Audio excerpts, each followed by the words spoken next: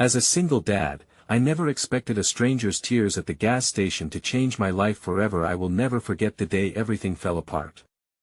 It was one of those sweltering afternoons, the air thick with heat, wrapping around me like a suffocating hug.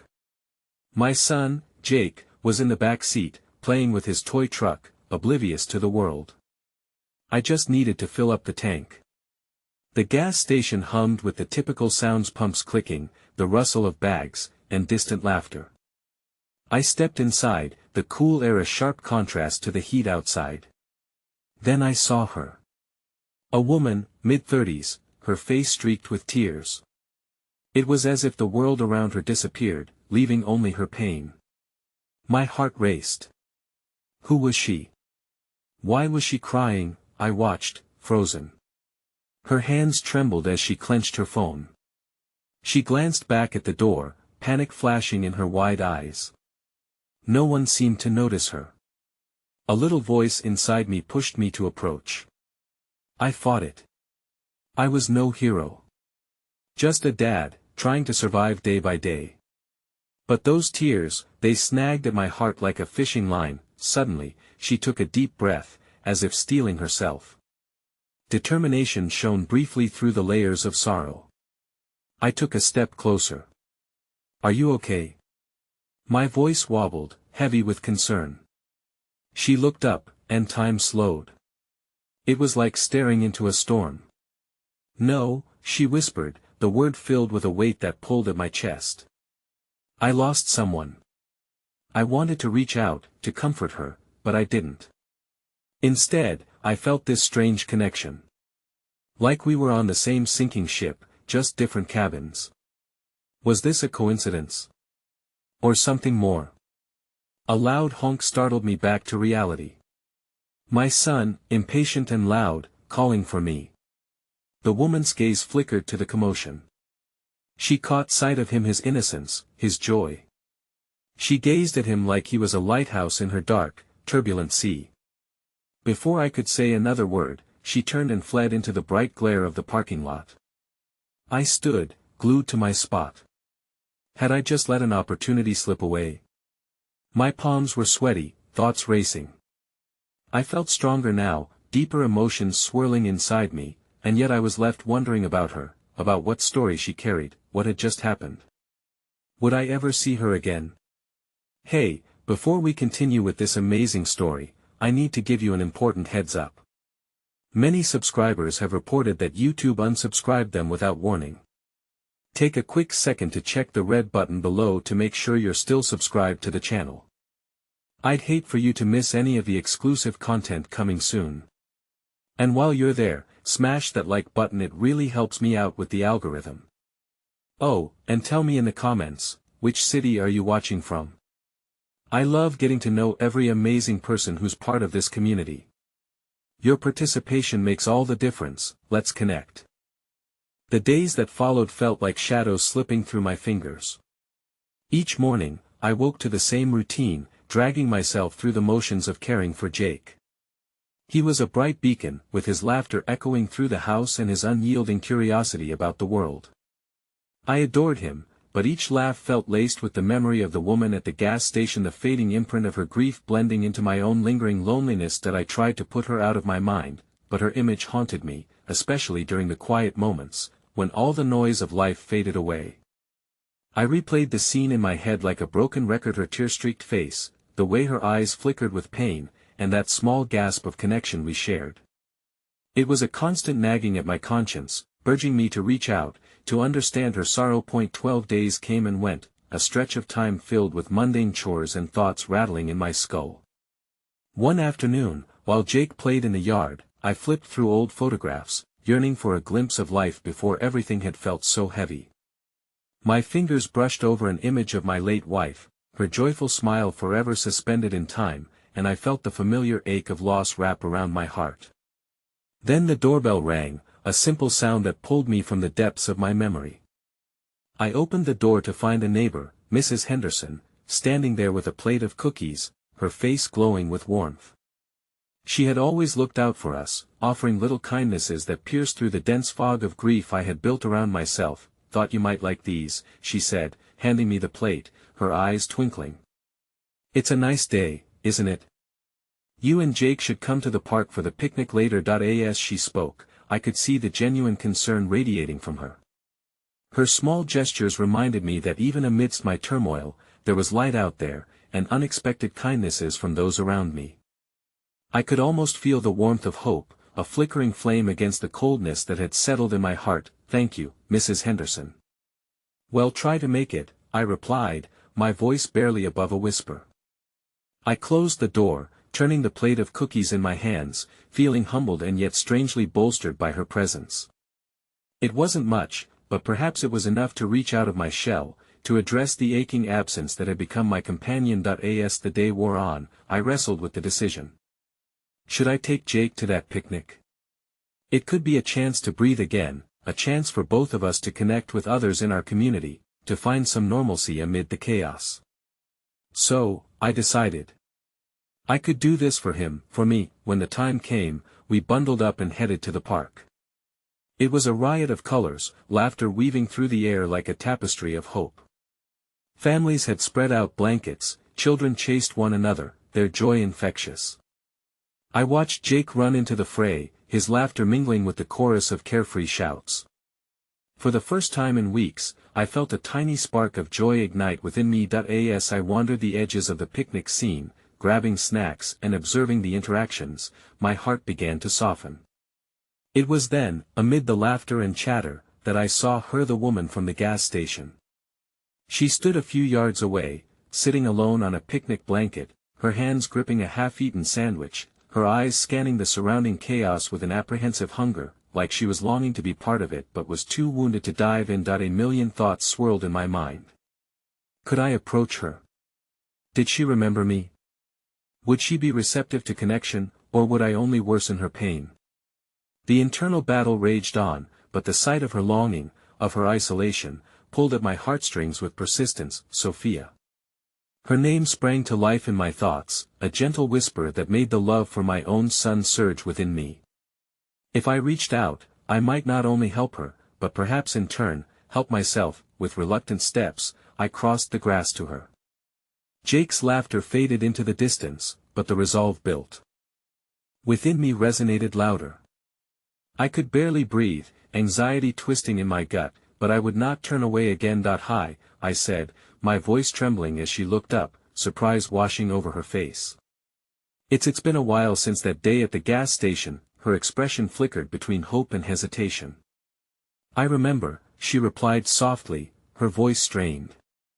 "I wasn't sure if I'd ever see you again," and just like that, the world narrowed down to just the two of us, echoes of laughter fading into the background, uncertainty swelling in the space between us. Would she share her story? Would I mine?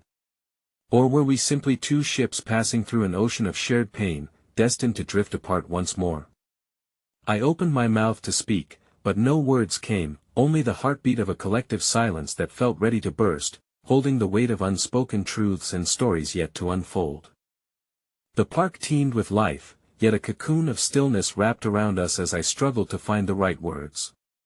Sophia's gaze locked onto mine, her eyes glimmering with the weight of emotions too raw to articulate.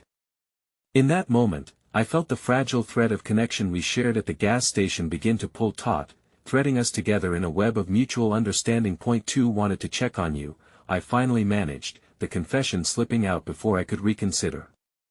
After I saw you that day, I couldn't stop thinking about you.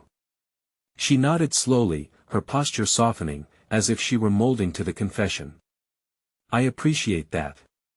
Really. It was one of those days, you know. Her voice trailed off, and her eyes lowered to the picnic blanket, tracing the intricate pattern of flowers printed on it. My daughter, she started, hesitating. She had a rough time, school, friends, everything spiraled. My heart sank at her words, resonating with a familiarity that felt like a shared heartbeat, both of us anchored in our own storms. I can relate to that, I offered, my throat thickening. Jake's been struggling with his own emotions. I lost my wife, and it's been tough trying to find a way forward. A flicker of understanding sparked between us, and I saw the walls around her begin to soften. I lost my husband just last year, she whispered, her voice cracking. It leaves a void. You feel like you're losing pieces of yourself, that ache of mutual loss sliced into the silence around us, stitching our stories together like an unbreakable bond. Her eyes glistened with unshed tears, mirroring all the pain hidden within me. There was something almost profound in acknowledging our heartache side by side. "Are you okay?" I asked, and though I was aware of how absurdly simple the question was, it felt essential in that moment. She inhaled deeply, letting a shaky breath escape as she nodded, but her eyes lingered on me, searching for something. "Hope, perhaps." "I'm trying to be," she replied, her voice barely above a whisper. The chaotic sights and sounds of the picnic began to fade, our shared grief tumbling through the air like autumn leaves swirling in a tempest. It struck me then that it was all so much bigger than us, more than just two parents wrestling with their own losses.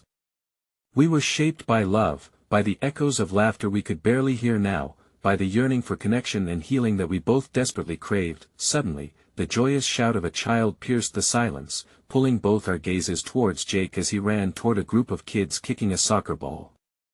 I could feel the warmth of joy from afar, seeing him so engrossed in play. Sophia's lips curved into a small smile that didn't quite reach her eyes. "He looks happy," she remarked, glancing between me and Jake. There was a new softness in her tone, a willingness to step closer to the sunlight peeking through the dense clouds that loomed over her heart. "Yeah," I exhaled, buoyed by her smile. "He's really resilient, just like you." We exchanged glances filled with unspoken truths, and for the first time since that fateful day at the gas station, I felt a seed of affection begin to sprout between us, a connection rooted in shared experiences and understanding of life's unpredictability. But just as I felt the warmth of hope wrapping around us like a gentle embrace, disaster struck. A shrill cry sliced through the air, unmistakably Jake's. Panic shot through me. I turned toward the source of the sound, my heart racing as I bolted to localize the chaos that I found him crumpled on the grass, tears streaming down his face. A little girl hovered nearby, her hands clasped to her mouth, her eyes wide in shock. "I didn't mean to. I'm so sorry," she wailed as I scooped Jake into my arms, his tiny frame shaking with sobs. "What happened?" I asked, desperation creeping into my voice. Jake's hiccuping breaths were painful, and I could feel him gripping my shirt as if it were the last tether in a storm. "There was an accident," Jake cried, burying his face in my shoulder. "The ball hit me, and I tripped. I'm a bad player. I don't belong." I cradled him close, whispering words of comfort, but my heart pounded in my chest, both for him and the weight of Sophia's watchful gaze as she approached. The scene unfolded like slow motion. I could sense confusion swirling in the air like dust caught in sunlight, fragile and laden with uncertainty. "Jake, listen to me," I said firmly, pulling back to look into his tear-streaked face. "No one belongs to the sidelines. We all fall sometimes. It's how we get back up again that counts." But even as I tried to assuage his fears, my own heart wavered in the shadows of doubt. Just then, Sophia knelt beside us, extending her hand with a comforting touch. "Jake, it takes courage to step onto the field, whether it's soccer or life. You have so much strength inside you." He looked at her, the remnants of his tears glistening on his cheeks. "You mean it?" he whispered, the vulnerability in his voice pulling at my heartstrings. "I do," Sophia affirmed, and in that moment, I felt limited relief wash over me as the connection swelled. But fear tangled with that emotion. What if this was the threshold of change, the juncture where we might help one another heal, and what if the further we reached, the more painful the fall? A sudden jolt coursed through my body, a soft voice echoing in my head. What if these moments of hope were merely preambles to the heartache that still lingered? As his tension eased and the corners of his mouth began to lift, I looked up to meet Sophia's gaze. There was something unsaid hanging between us, a shared acknowledgement of the vulnerability and fierce hope of our journey together. And just like that, a piece of me dared to hope for a different life, perhaps a possibility shimmering through the cracks of our pain while we stood there, poised at the edge of the unknown. But before I could grasp that spark, my phone buzzed violently in my pocket, jolting me back. I fumbled to pull it out, my heart racing.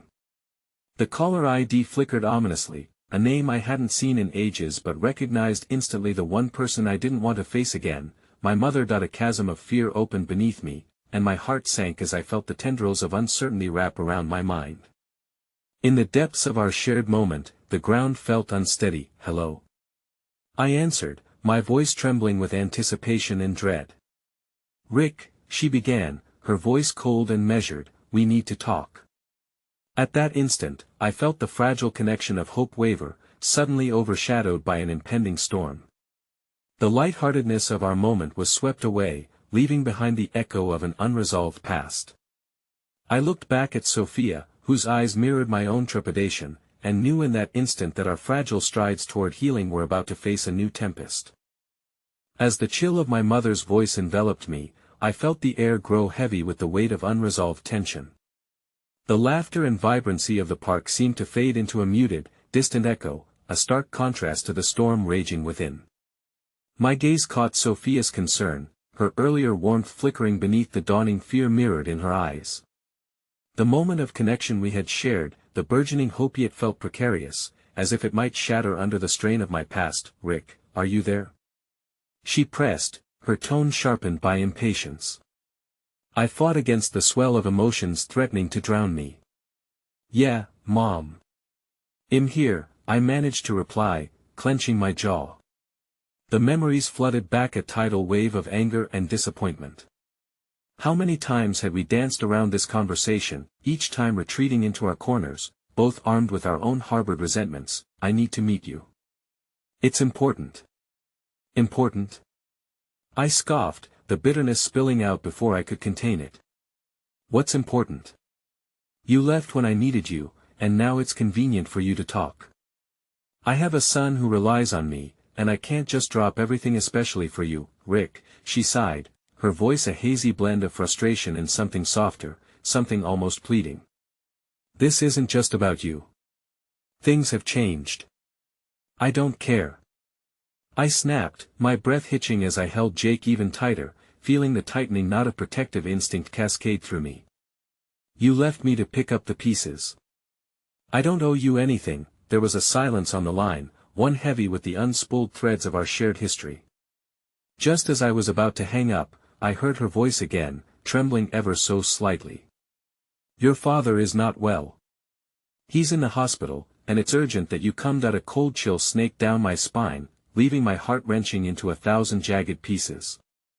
My father, the man I was always told to emulate but had never known how to love without conditions.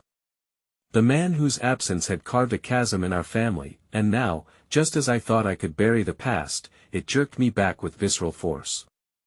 "I don't want to talk about this," I asserted, my voice steady, but inside I was unraveling, torn between the urge to retreat into the familiar comfort of hatred and the haunting impulse to forgive. "But you need to understand, wants to see you. He's asked about you." In an instant, the memories resurfaced: early morning breakfasts where his eyes remained glued to the newspaper, the late-night arguments that turned the home into a war zone. My mother, pleading with him to show vulnerability, and him responding with silence, creating walls that felt impenetrable. I glanced at Sophia, and she shifted closer, her soft presence a buoy in the midst of my storm. There was a vulnerability in her gaze, understanding mixed with a gentle determination to hold space for my turmoil. As I sought solace in her company, I realized she, too, had her own battles that could rival mine. "Rick?" my mother asked again, snapping me from my thoughts. "Give me one reason to show up," I demanded. "Just one. That I can't change the past, but I can't lose you again," she said, a tremor in her voice. "Your father might not have many days left. Please, for the sake of what we once haughty." Felt my heart break anew, caught in the quagmire of emotions threading through our fractured relationship. The air thickened further, each word crumbling into a soft echo of everything unresolved. Sophia extended her hand towards Jake, who remained nestled against me, his small fingers clutching the fabric of my shirt, unaware of the emotional turmoil unfolding. She knelt closer and asked softly, "Hey, buddy, do you want to show me your soccer skills later?" Jake perked up, the shadows of his earlier distress lifting like fog under the morning sun. "Really?" he asked, his eyes sparkling with renewed interest. Sophia smiled, and in that split second, something shifted in me. I wanted to grab onto that, light the hopes for both Jake and myself. Maybe it was time to embrace the possibility of change, the chance to confront old ghosts and forge a new path.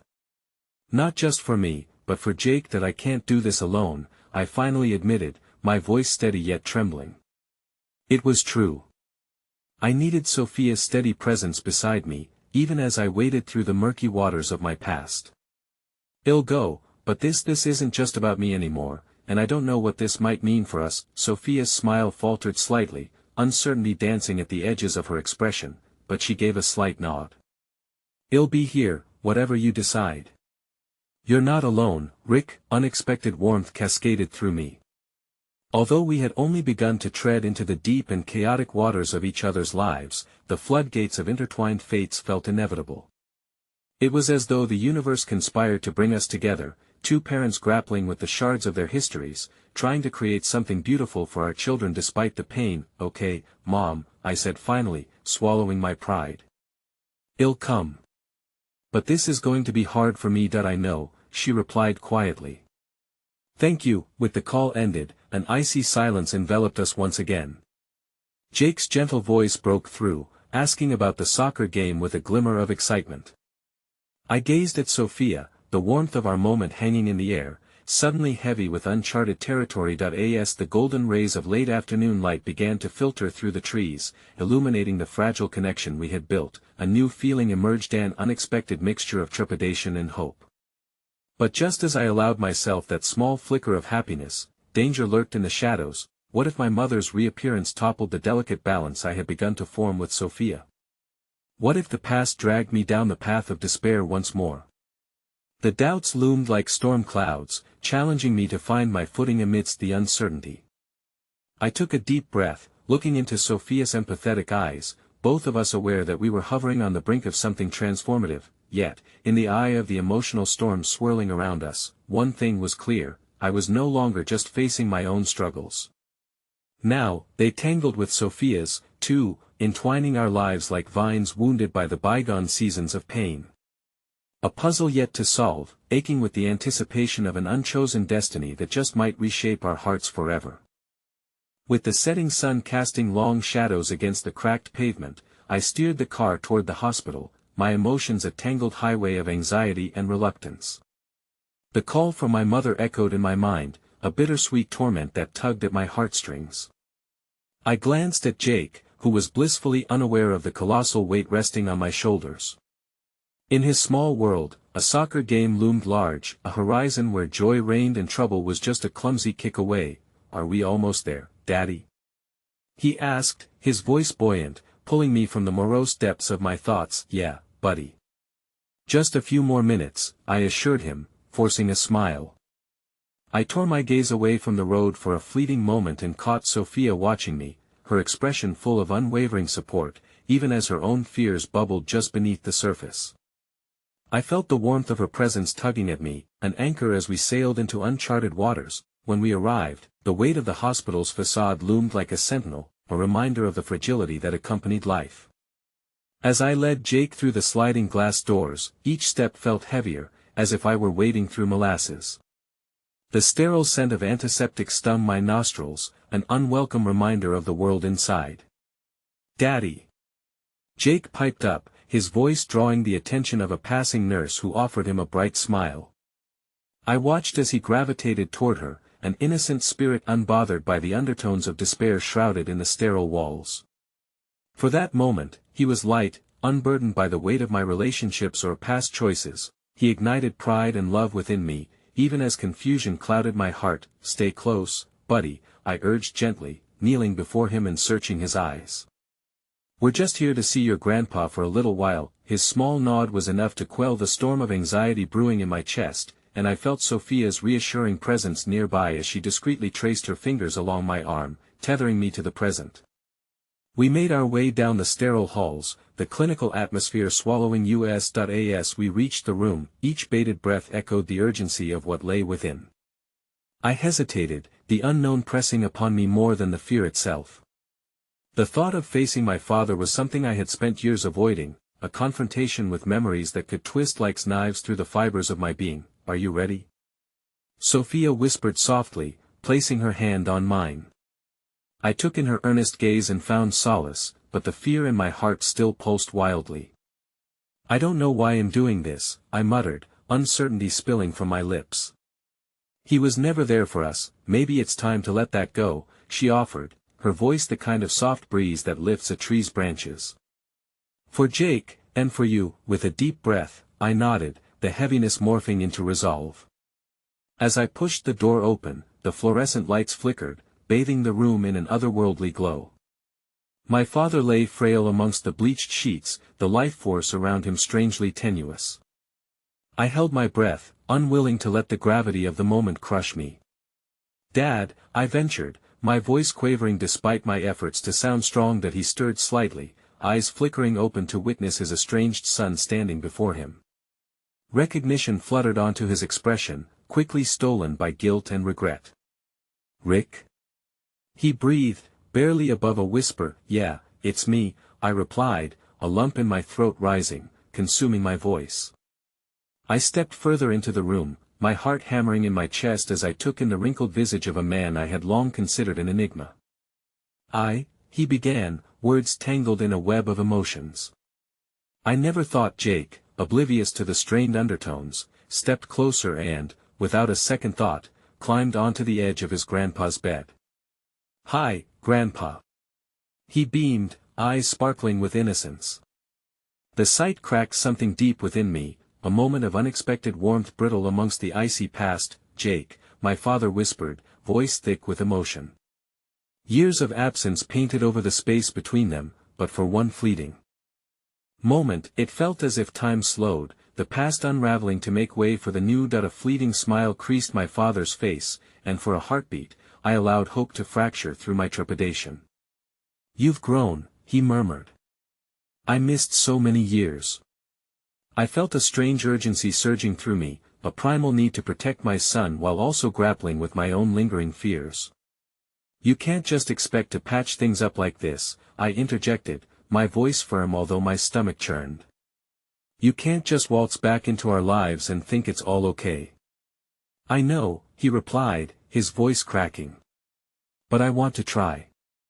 I want to make it right before it's too late." As my heart fractured again, a small voice echoed softly through the weight of the room.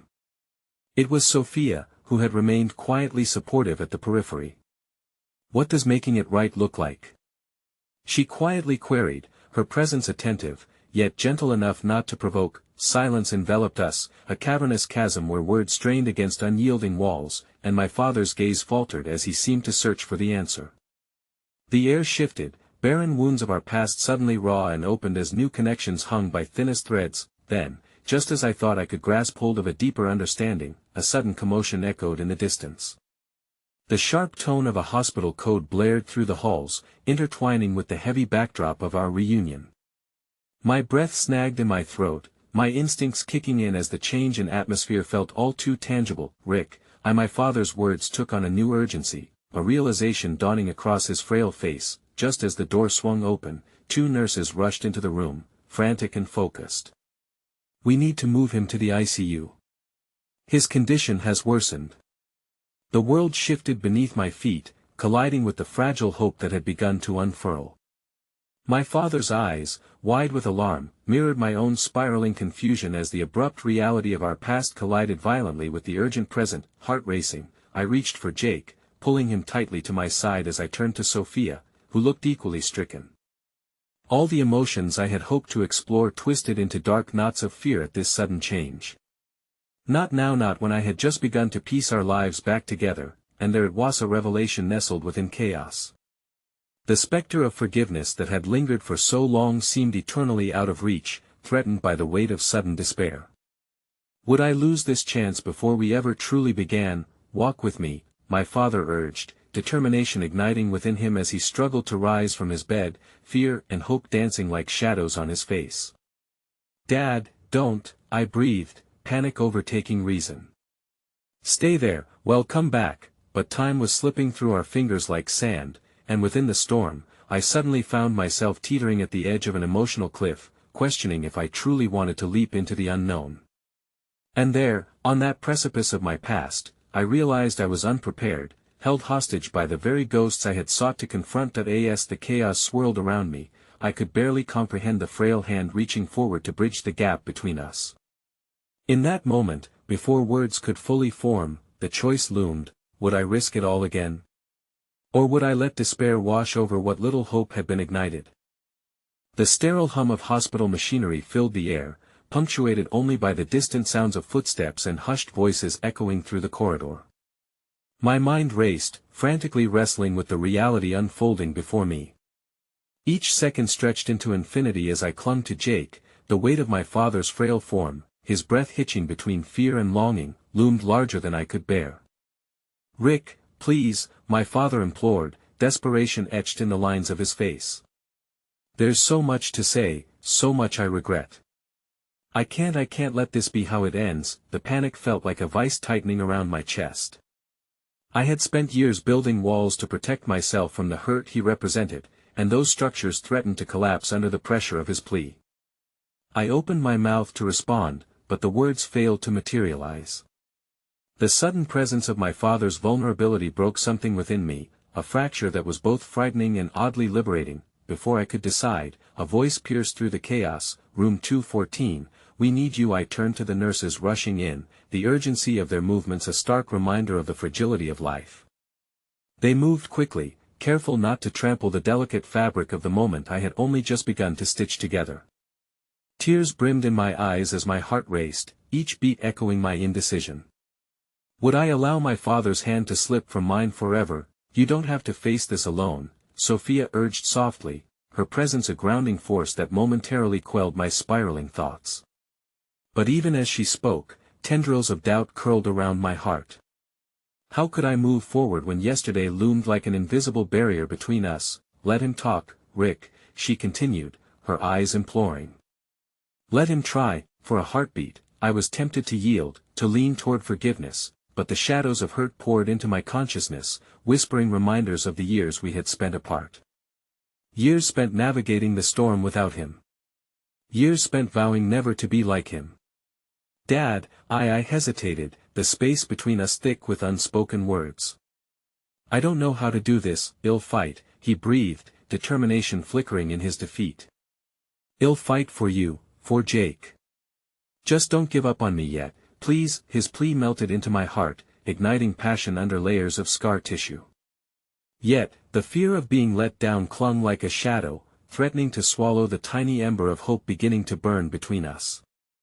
In the moment, it felt as if the past and present were clashing in a whirlwind, carrying memories that ached with both love and disappointment.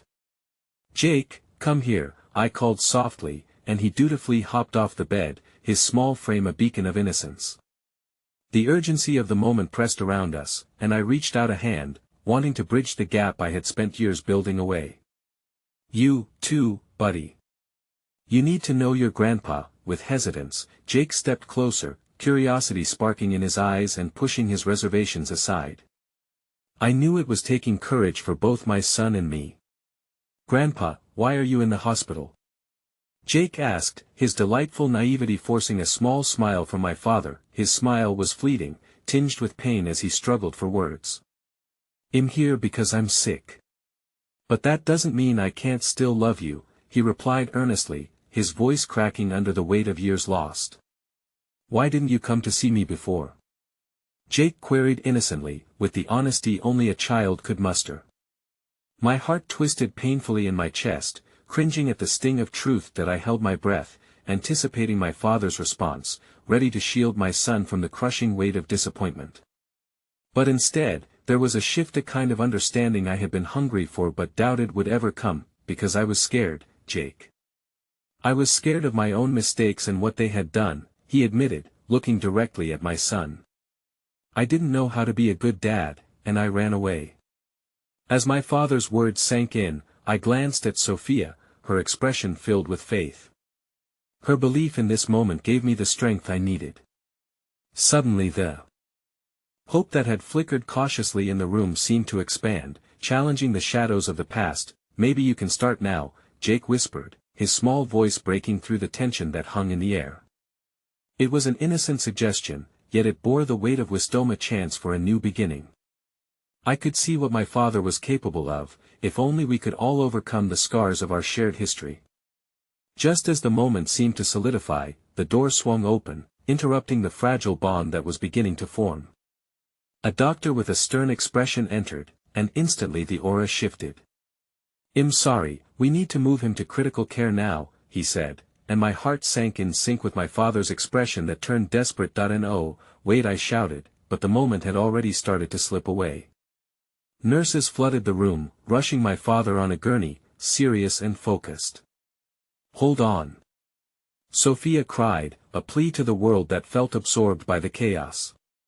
She reached out, grasping my hand tightly, but it felt as if everything was unraveling. My father's gaze locked onto mine, a silent vow passing between us before his frail body disappeared behind the curtain. And there lay my son, innocent and bright, his eyes wide with confusion at the sudden shift. "Daddy, what's happening?" Jake's voice trembled slightly, uncertainty casting a shadow across his features. As I crouched to meet his gaze, I hesitated, wrestling with the chaos brewing within me. "I don't know, buddy. I want to believe, but even my words felt like ashes caught in my throat, and in that moment, the uncertainty grew heavier, the future clouded in misgivings. Would I ever be able to trust my father again? Would I lose the chance for resolution forever? I felt a chasm opening beneath me, raw and unfathomable. No easy answers lay ahead. The past loomed larger than ever, pinning me in place as I faced down the uncertainty swirling ominously. In the midst of it, all I could cling to was the hope that my father's fragility would ignite something yet unfounded and that maybe, just maybe, we were all worth fighting for. The sterile walls of the hospital felt more suffocating than ever, a stark reminder of the uncertainty swirling within me. As the gurney disappeared behind closed doors, the sudden emptiness in the room echoed loudly, leaving only the whispers of past regrets and the specter of future fears. Jake's small hand clutched my leg, his innocent questions weighing heavy in the air. I realized how deeply trapped we both were. Perhaps it was merely me, a father mired in an endless cycle of pain and hesitation. "It's gonna be okay, right?" Jake asked, his voice quivering. I could see the uncertainty in his eyes and felt a pang of guilt for not providing the reassurance he deserved. How could I? I was lost in a storm of my own emotions, the remnants of my father's regrets hanging in the atmosphere between us. "Yeah, buddy, it'll be okay," I managed, though the words felt like a fragile promise, teetering on the edge of doubt. I knelt close, absorbing the warmth radiating from him, grounding me in the here and now. "We just need to wait for news." Moments passed as I tucked his hair behind his ears, needing this simple touch as much as he did. Suddenly, Sophia stepped into the threshold, her face etched with a calmness I desperately admired. In her eyes, I saw a flicker of hope that sparked against the darkness. "They're doing everything they can," she reassured us, her voice steady. "Your father is strong, Rick. He's fighting, just like you need to fight for him. It's worth it." Her words danced through me, challenging every instinct I had to shut down and block out the possibility of reconciliation. As I watched her, I marveled at her unwavering commitment, a kindness that felt foreign but intoxicating. Yet the enormity of the moment felt like treading in waters too deep. I had spent so long navigating these tangled emotions alone. Could she really be trusted to follow this path with me? Is he really going to be okay? Jake asked, his voice barely a whisper. Sophia knelt beside him, her warmth enveloping us both. "The doctors have great skills, and your grandpa is full of love. That love can be a powerful thing, especially when we support him like you're doing right now." I could see the worry fading from Jake's face, and the way his young heart yearned for belief, for hope, mirrored the flickering flame inside me. Perhaps I needed to learn how to trust not just my father, but the people who chose to step into our lives, unafraid of the complications we carried. "He'll try to be stronger, so he knows I'm rooting for him," Jake suggested, a child's earnestness shining in his resolve. "I want him to know I'm not afraid of him anymore." Those words wrapped around my heart, stirring something I had long endured, an echo of connection that reminded me of the lightness that came before the pain. I nodded, squeezing his shoulder lightly, feeling a reassurance swell as if by some cosmic grace, we were onto something profound. We'll all be stronger together, buddy. Our moment of solidarity was interrupted by the sound of hurried footsteps, and a doctor appeared, hastily adjusting his glasses and scanning the room. I need to speak with Rick Thompson. It's regarding your father. The room fell mute, a heavy balance of anxious uncertainty hanging in the air. Jake's fingers shifted nervously in mine, his little face a mirror of my own trepidation. Follow me, please, the doctor gestured, leading us away from the waiting area and into a small consultation room. The walls felt like they were closing in, and I could hardly breathe as I took a seat. Is he? My voice faltered, the lump in my throat growing heavier. Your father is stable right now but requires surgery, the doctor began, watching me intently. But there's something you should know. My heart raced wildly, screaming against the delicate threads of hope I was trying so hard to weave. What is it? The doctor cleared his throat, his gaze searching for the right words. There are complications, potential complications that could arise during the procedure. We want you to be aware of the risks. Disbelief crashed over me as shock settled in, drowning my fleeting hope beneath waves of uncertainty. Risks? What kind of risks? Are we talking about life and death? Jake's little hand slipped from mine, a tender reminder that he was absorbing everything being said. He looked up at me with wide, innocent eyes, searching for the words I was struggling to find. That I cannot give you exact probabilities, but we have to be prepared for all outcomes, the doctor said, his voice somber. I nodded numbly, pulling Jake close again, the weight of the situation overwhelming. I kept my eyes fixed on the doctor, desperate to absorb every detail he provided.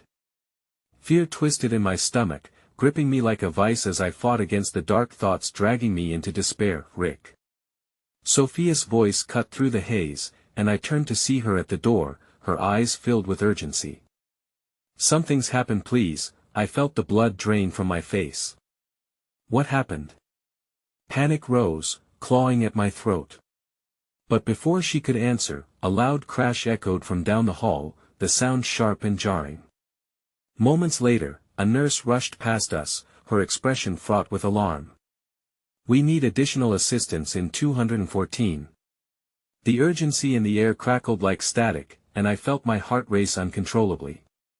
Everything went quiet again, only to be punctuated by Jake's small voice asking me the question that haunted us both. Daddy, what's happening? The fear settled in my bones as I struggled for an answer that wouldn't shatter his fragile hope. Before I could gather my thoughts, the doctor's phone buzzed, and he stepped outside, the door closing behind him.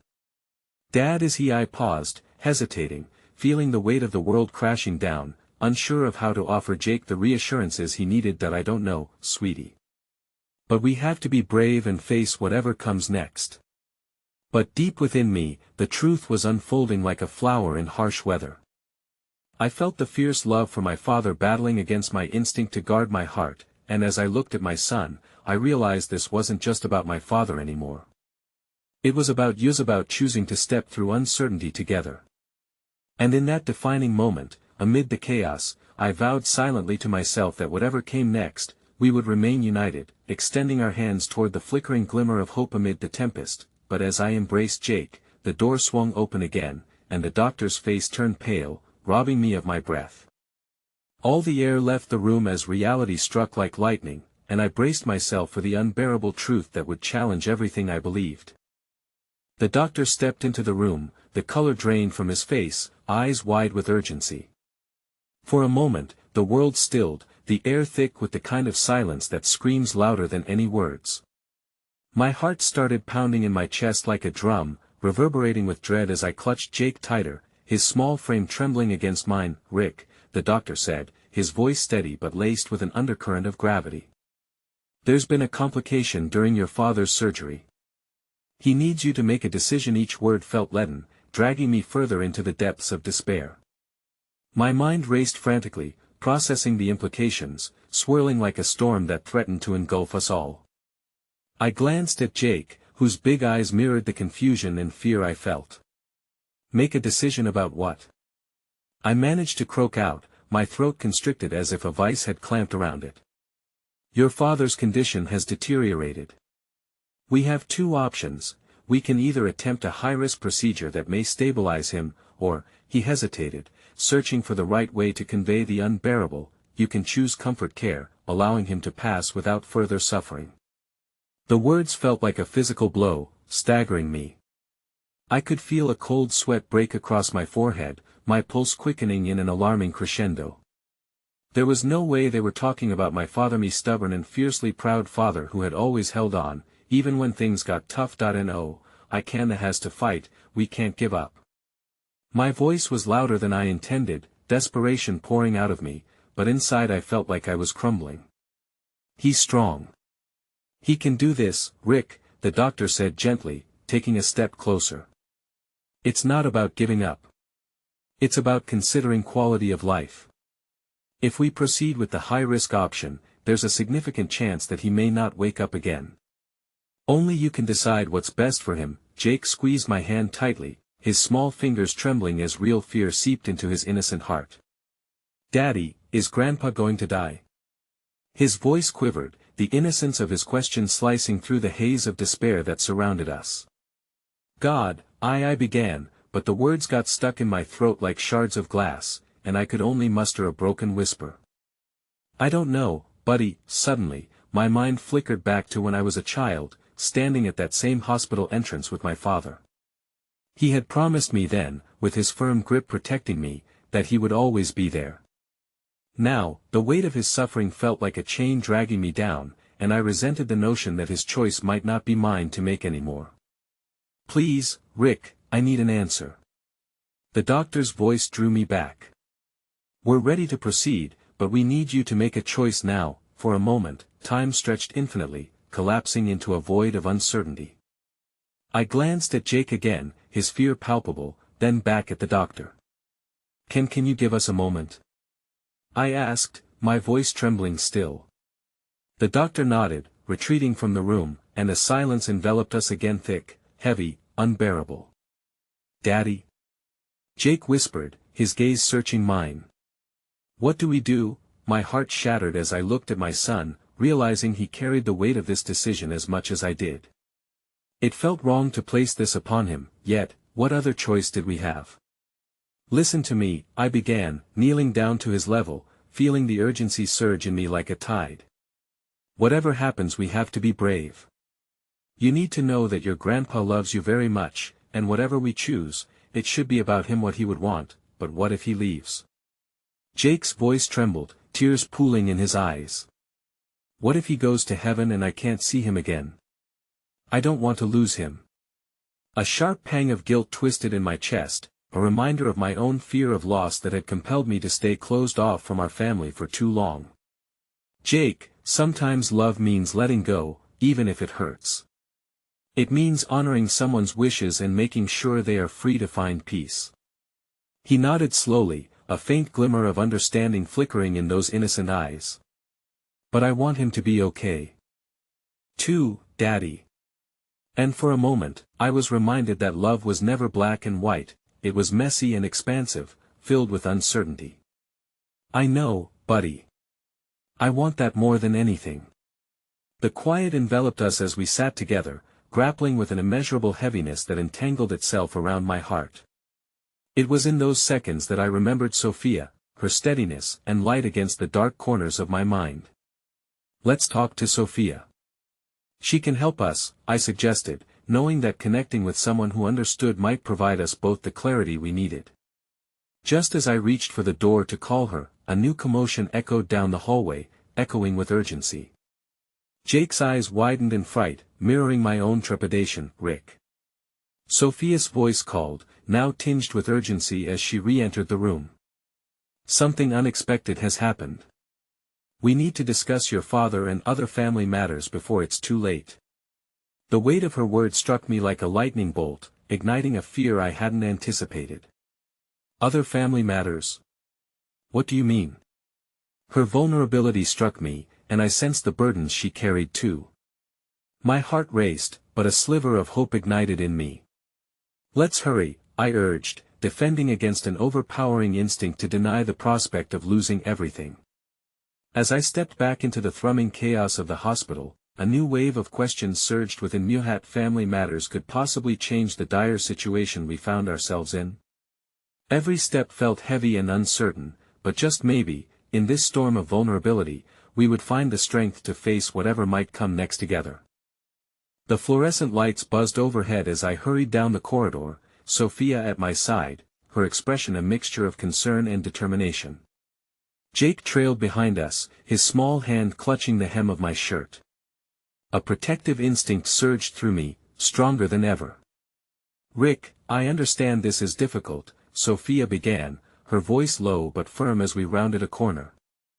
"But your father's condition didn't just deteriorate, there's something else we need to consider: his legal status and familial ties.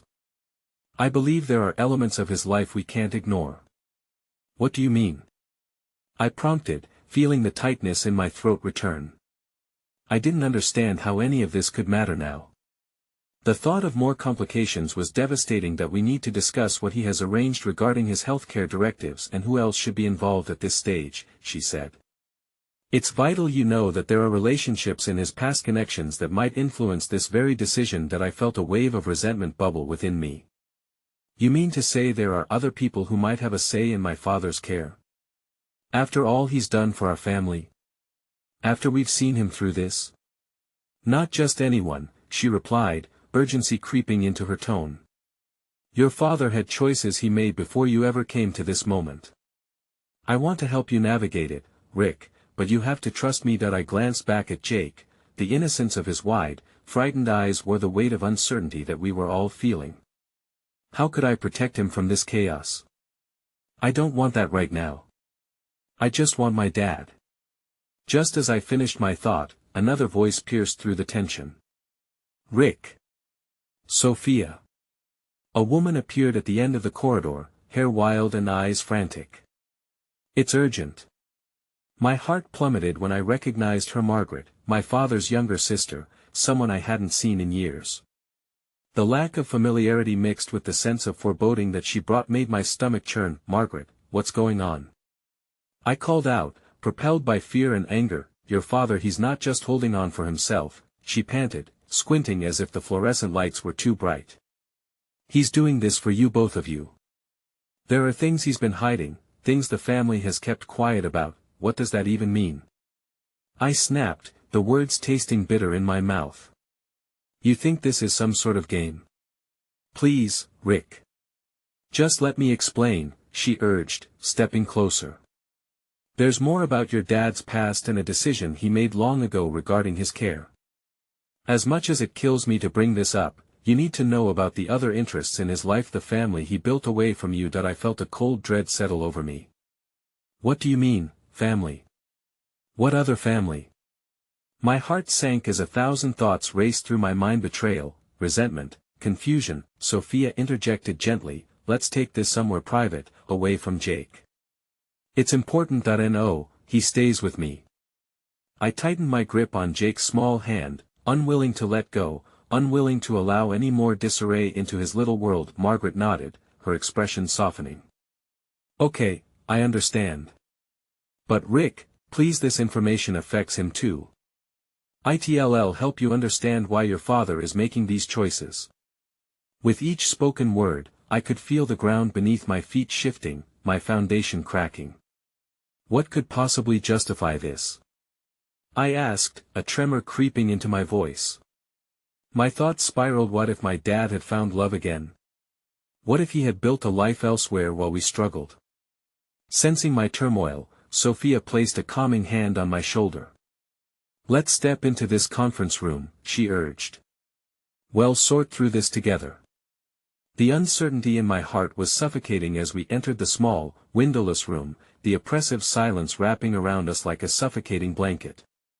As I eased Jake into a chair, I took a deep breath, attempting to steady my racing thoughts. "This is so complicated," I muttered, my thoughts littered with the fear of losing everything I thought defined my family. "Well, get through it," Sophia reassured me quietly, giving my shoulder a reassuring squeeze before stepping aside to allow Margaret to speak. She took a deep breath, the gravity of her next words settling heavily in the room. "Rick, your father made arrangements long ago that included another family member. He felt it was best to shield you from them until now, but I think you should hear it from someone who was close to him. What family member? I demanded, panic clawing at my throat. A sister he lost touch with before you were born, Margaret continued, her eyes earnest. She has been trying to reconnect with him for years. But more unsettling, she just arrived in town. That I gripped the edge of the table, feeling the weight of betrayal heavily settled upon my shoulders. What does that mean for my dad? It means she has a claim on his decisions too, Margaret whispered, pain reflected in her gaze. And time is running out. Sophia's expression turned serious, but there was a glimmer of compassion there too. Rick, we need to make these decisions together. We're your family now, too. But whatever happens next, you must prepare yourself for the unexpected. The reality of the situation bore down on me, a deep sense of dread filled my heart. This was not just about my father anymore, it was about a past I had no idea existed, a past that threatened to unravel the fragile threads of our family. In that moment of raw emotion, I felt the weight of the world pressing against my chest, realizing that we were standing on the brink of something much larger than ourselves.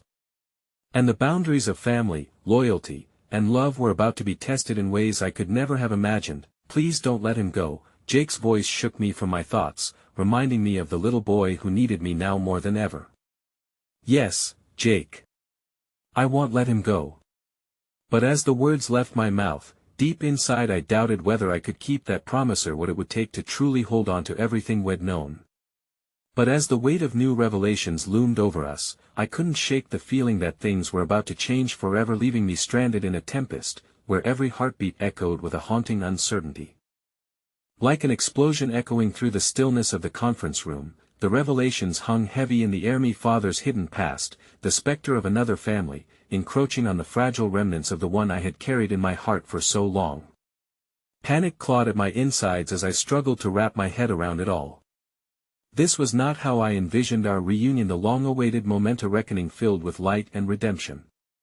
Now instead, I felt encased in darkness, a shadow swallowing the tentative hope I had barely begun to cling to. Rick, Margaret said, her voice almost a whisper, I know this is overwhelming. But your father has always cared about you. This isn't how he wanted to do things, not how he wanted to leave you. I looked at her, searching for a glimmer of compassion that could diffuse the despair. But all I saw was reflection, the very same fear that resonated in my own chest. Then why keep it hidden? I snapped, the words tasting bitter on my tongue. If he cared, why hide another family? What is this all if it's not betrayal? But Rick, Sophia began, a quiet plea laced through her caution. Her gentle demeanor steadied me in a way I had not anticipated. That I need to understand. Just give me a moment. I swallowed hard, facing the hardest truth within myself. I pulled my gaze away from the flurry of emotions swirling in the room to ground myself, finding Jake's eyes wide, filled with concern. How had we let it come to this? Confrontation looming, confusion thickening our air, and my son caught in the crossfire. Slowly, I crouched down to nudge my forehead against his. You okay, Jake? I'm scared, Dad, he whispered, the tremors of uncertainty coloring his cheeks, his little voice barely breaking. The moment pressed heavily on my chest, a flicker of vulnerability igniting within me. Years of resentment, of grief, of wanting to shield him standing alongside the despair of losing people seemed unthinkable. I took a deep breath, reminding myself of who I was fighting for. Hey, we're going to be okay together. No matter what. Jake nodded, though I could feel the weight he carried, how it mirrored my own. Just before I could rattle off more reassuring words, Sophia cleared her throat, her voice low but earnest. Rick, listen. This is new information, and whatever gets revealed next is likely to be complicated. But we need to make decisions about your father's care. Her words crashed over me like waves breaking against a crumbling shore. Care, I echoed uncertainly. What was left to care for? A man who had abandoned me. Yet, the love I had held for years echoed against the walls of my heart, fighting against my instinct to turn away. Rick, Margaret interjected, her concern palpable. The choice is still yours. You can either embrace the connection he's making, however flawed, or you can walk away. I know this seems tangled, but he cares about you and Jake more than you realize. The choice should never have to be this hard. I snapped, frustration bubbling over. It wasn't just his choice, it was our choice, and now the clock blurred the lines, ticking ominously against the uncertainty we faced. Sometimes love is complicated, Sophia murmured, a softness to her voice that disarmed the remnants of my anger. But care means acceptance, Rick. It means understanding that we can't be one-dimensional. Margaret stepped closer, her voice rich with concern. Rick, if he's to have a chance, you need to confront this. You might be surprised by what? I asked, defensiveness clawing at my thoughts. Another mistake. This doesn't change how I've felt all these years. Only you can determine how next this family stands together, Sophia said without hesitance.